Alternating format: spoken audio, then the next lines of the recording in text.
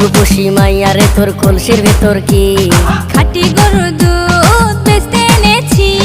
দে না একটু খাই, দামটা আগে চাই, আর দে না একটু খাই। দামটা আগে চাই, তোদের মতো ভিড় খাওয়াদের চেনে রেখেছি। ও রূপসী মাইয়ারে তোর কলসির ভেতর কি খাঁটি গরুর দুধ বেচতে এনেছি। ও রূপসী মাইয়ারে তোর কলসির ভেতর কি খাঁটি গরুর দুধ বেচতে এনেছি।